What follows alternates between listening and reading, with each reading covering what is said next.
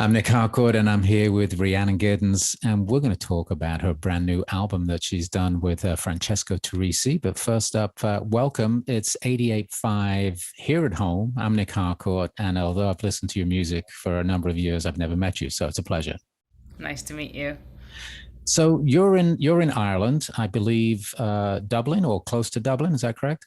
Well, no, I've been locked down in Limerick on the other side of the island, but Got right it. just this moment, I'm actually in New York City. Oh wow. Yeah, Well, first time for a welcome year. home. Yeah. Yeah, it's great. I've Um, just been here for a couple of days, so I'm still kind of walking around wide-eyed. did you get your shot yet? Did you get vaccinated yet? Right off the plane. Yep. As, Yep. there's a lot of Americans coming home just to get vaccinated right now. Tell us, Yeah. tell us a little bit about your time in Ireland. I know that you were there, as you mentioned, in Limerick. When did you guys actually move there? Is that home now? That's home. I mean, I've been going back and forth to Ireland. I mean, I've been going back and forth for probably 5 or 6 years. Francesco's lived there, for 15. We both kind of married Irish people, had kids, and then split from those people. And after that, we met each other. So it's interesting. We're both expats, but we have a common Irish experience and, half Irish children. So it's an interesting connection. Yeah, that's a unique one for sure. Obviously, as you said, you both married other Irish people, and then here you are now with children. I guess as a blended family. Yeah, when we can get everybody together because the problem is that his daughter goes to school in Dublin and my kids go to school in Limerick, so we can't live together, but it's all of it's unorthodox, so we just make it work, and when the three kids get together, they have a great time. So I'm guessing you hadn't planned on spending 2020 in Ireland. Well, what were your plans before everything turned upside down last March? oh, I had four shows for with Carnegie Hall. I was one of their perspectives artists. I had an opera that was supposed to debut that I'd written. I was getting an honorary doctorate from my one of my school that I went to. It was like I try not to think about oh, I was supposed to be in an opera. I was doing Porgy and Bess. Uh, yeah, it was a lot of stuff. We had a whole bus tour, Right. planned for the fall. We missed Japan. We had to cancel Japan. I mean, it's from an artist point of view, it's a massive amount of work that took years to put together. Some of it will never come back, like the Carnegie Hall shows. Some of it has been postponed, like the operas. And some of it we can put together another time, like the tour. So it's we're blessed to be in health and all that stuff. So it's like I don't know, it's gone. So looking but forward. but but when things go away, usually something else takes its place, and every artist, every human probably, but every artist that I know has had to pivot quite substantially as a result of tours being cancelled and stuff like that. So you were home in Ireland. When did you decide, well, let's take the time and record this record? The album, by the way, is called They're Calling Me Home. It's out on None Such Records. Tell us about the genesis of the album. Well, it came from, we were doing the streaming thing because we were asked to do streams, and it was an income, it was income, and it was a way to keep playing. But we found them very difficult, and we were having to do a lot of pre-records because we're 5 hours or 8 hours, ahead of the different coasts of America, which is a real pain. That was probably the hardest thing, was trying to work on a different time zone than we lived in. But we were just kind of having a really hard time with it, kind of just going, all of these songs used to live on stage, and now we're doing them for a little green dot. It's just not.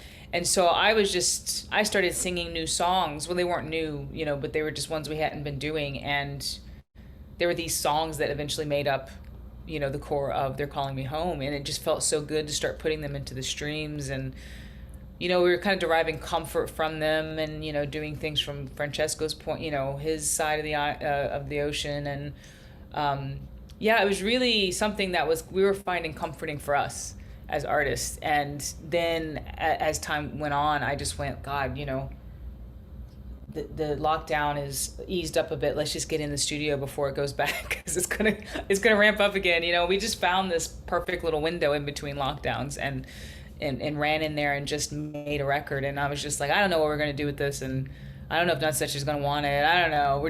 We need to make something because we're going crazy. And Yeah. yeah, that's what we did. You knocked it out in 6 days, I believe, right? Talk about efficient use of your time.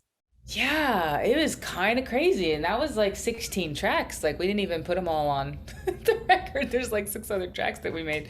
It was nuts. We were just talking to the engineer, because we were working on something else, and he was just like, that was just special. We all needed it so much, everyone who was involved. It was just a really beautiful moment of just kind of pure music making. There Right. was no thought to what is this going to be. There was no label kind of going, what do we expect. I mean, my label's not like that anyway, but there wasn't any producer kind of, coming into it. It was really just us, and it was kind of magic. You went into Hellfire Studio, which I believe is just outside of Dublin on a farm. Yeah, working farm.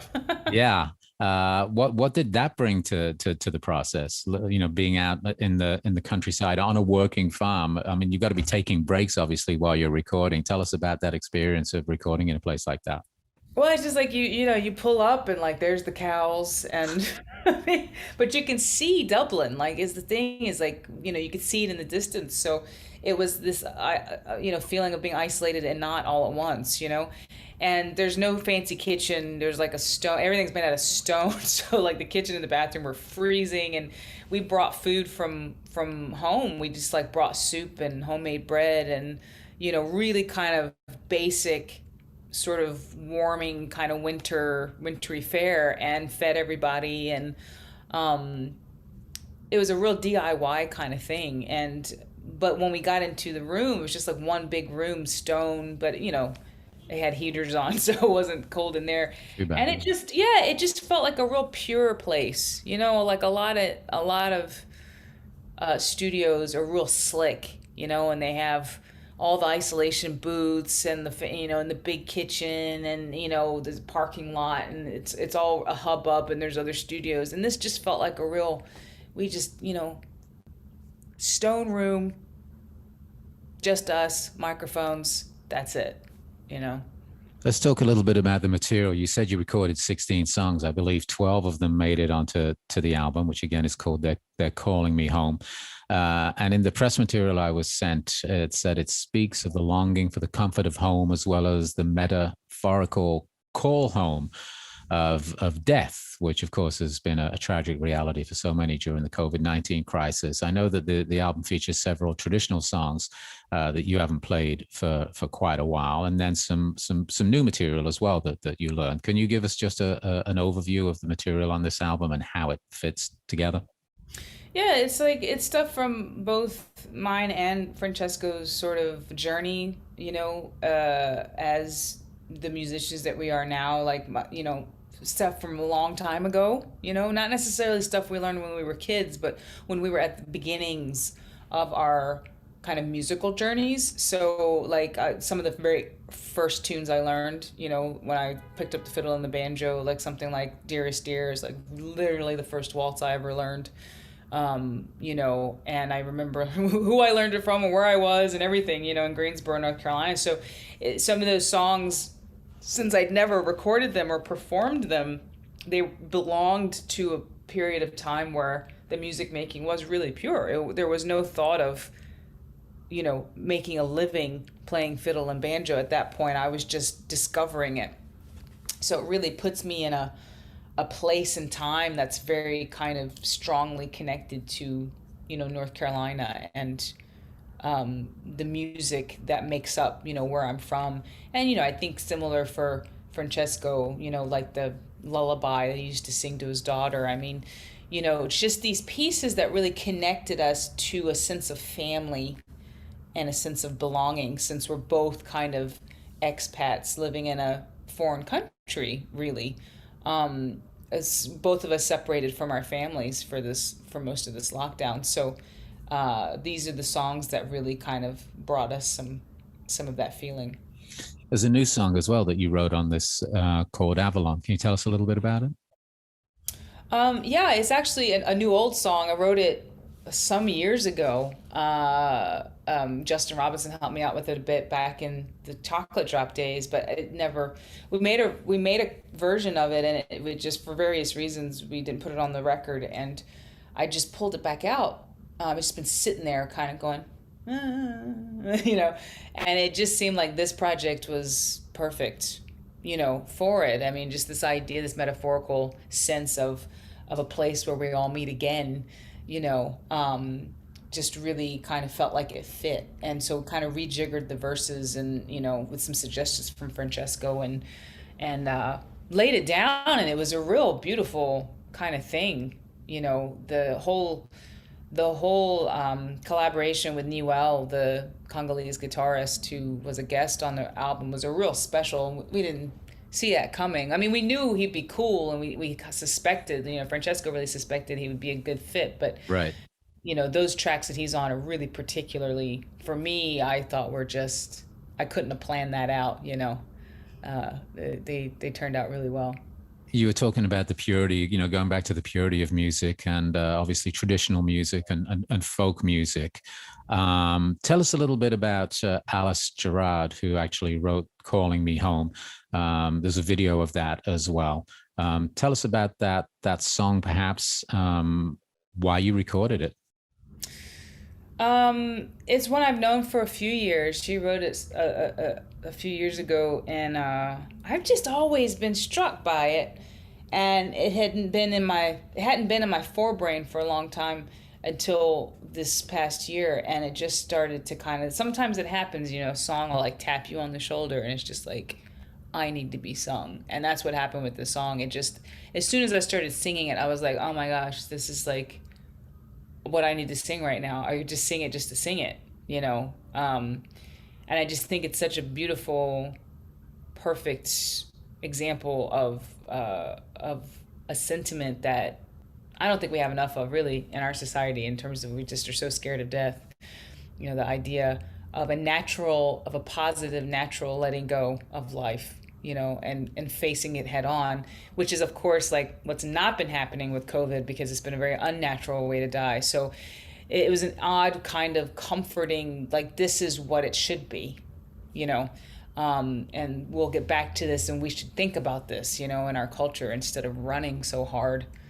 I think They're Calling Me Home and Oh Death are kind of two sides of the same coin. It's like you accept it or you don't, but it's coming either way, And I think there's comfort to be drawn in both of those, because, like, this human nature. So we kind of go, well, we are part of a larger human experiment here on this planet, and we all have parts of these emotions. You mentioned the Congolese guitarist. Is it Newell? You pronounce his name? Newell Sumbu. Yeah. You've also got an Irish traditional musician. Is it Emer or Emma Mayock? Emer. Who plays flute, whistle, pipes. I mean, you don't get too much more traditional Irish than that. What did that bring to the collection? Oh, she's a beautiful player. Francesco used to be in a band with, years ago, sort of a cross-cultural band called Tarab.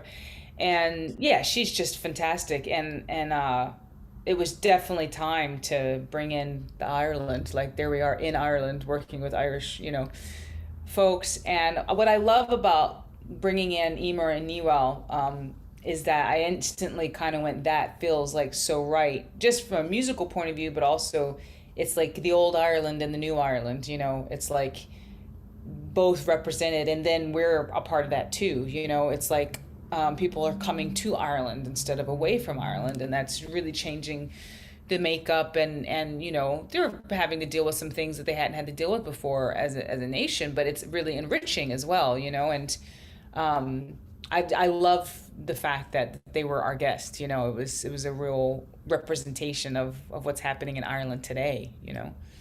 You mentioned that when you started making the record, you weren't, and I'm sort of rephrasing what you said, I guess. I think essentially what you were saying was like you went into the studio, you didn't know if anybody would want this record or not. You just felt the need to actually make it. And now that it is done and it is out there, are you able to now support this with touring now that things are beginning to open up a little bit? But what's the plan to get these songs out there and perhaps a live situation? I mean, we've got a bit of tour, set up for September, and we'll see if that sticks. I hope it sticks.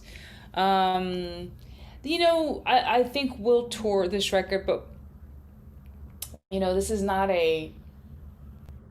I don't know. I've never been an album touring person. I have done some of that, but my shows change every year, every other year. They just continuously are reflecting what's going on in my life at the moment, and they may or may not reflect exactly fully the album that's out. There's always going to be pieces off of it, but so we just have to kind of be patient, and when we're setting up things as we can, for sure, but it's not like going to be the big "they're calling me home" tour.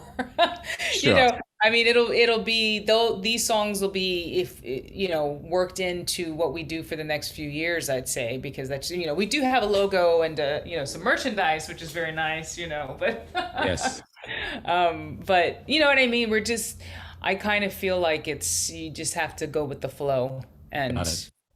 you know. So when you do get back out on the road, it's probably going to be a combination of your material and including some of the work on this album. Oh yeah, I mean we definitely want to get these songs out because they haven't lived on stage. Right. So, whenever we play, we'll be playing them. But I'm just saying, whenever that is what it'll be. It's not tied, Understood. you know.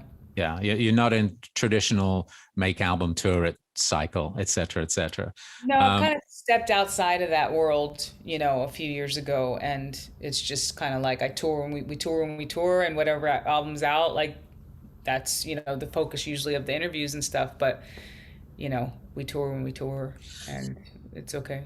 we talked at the beginning of this conversation about having to pivot because circumstances dictated that a year or so ago.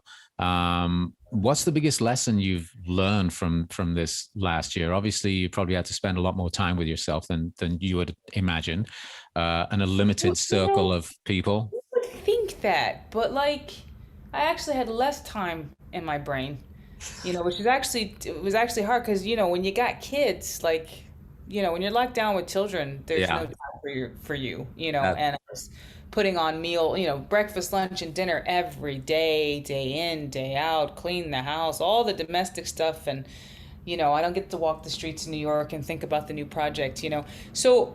I actually didn't get to spend that much time with myself. It was the time that I had was quite, stressed.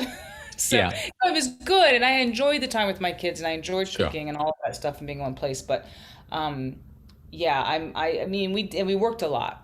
I worked a lot. I never stop. And we pivoted, but I'm definitely ready to perform again. Sure. Because it's kind of like all the rest of it's great, but it's like we are performers at heart, and it is what is at the basis of all the other stuff. That's what makes all the other stuff possible.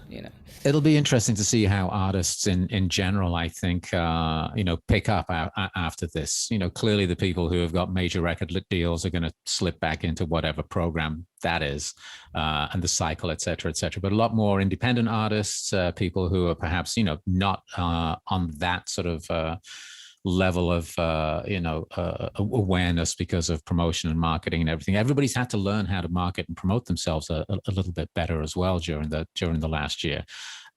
So as we look forward, I guess, what are the lessons learned that you can take forward with you as a musician?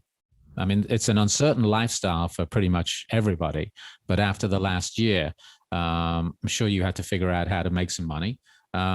What are the lessons learned going forward? I mean, I was probably one of the more well set up to take advantage of any kind of pivoting because I have so much going on at the heart of my music, so it's all connected to history and the mission-based ideas. And so, I was able to pivot to books, and lectures and residencies. We did a bunch of that stuff. And because we could still work on the stuff that the music is based on, you know. And I had already cultivated, had been cultivating that reputation, so I was getting those calls. And then, of course, what's been going on, in society and stuff is all neatly dovetailed in what I've been talking about for the last, Forever. 15 years, So that wasn't a surprise to me. And it was just kind of like I do what I always do, which is, I've always been very a finger in every pot, and it kind of drove me a little mad because I was always kind of here. But then when the pandemic hit, it all came home to roost in a very good way. It was actually kind of kept us going. So, Right. I'd like to not quite be as frenetic, as things open up. And I think that's my main lesson is a lot of people, I think, is you can say no sometimes. Yeah, exactly. So you're in New York now. You said obviously you got vaccinated, but what's coming up for you immediately?